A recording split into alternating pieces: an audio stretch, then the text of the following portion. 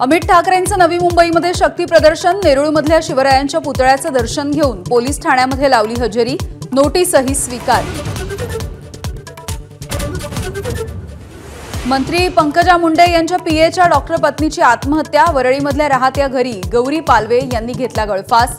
कौटुंबिक वादामधून आत्महत्या केल्याची प्राथमिक माहिती। गौरीची आत्महत्या नसून हत्याच, माहेरच्यांचा पतीवरती गंभीर आरोप। सरकारने सीबीआय चौकशी करून आम्हाला न्याय द्यावा, कुटुंबियांची मागणी। गौरी पालवे आत्महत्या प्रकरणामध्ये पंकजा मुंडेंनी कारवाईसाठी पुढाकार का घेतला नाही, अंजली दमानी यांचा सवाल। तर आमच्या भगिनीला न्याय मिळावा, खासदार बजरंग सोनवणेंची मागणी। दुराव्याच्या चर्चांवरती मुख्यमंत्री फडणवीसांसह एकनाथ शिंदेंचं स्पष्टीकरण। नाराजी नसल्याचं फडणवीसांकडून स्पष्ट, तर सत्कार मूर्तींसाठी मध्ये 2 खुर्च्या सोडल्याची शिंदेंची प्रतिक्रिया।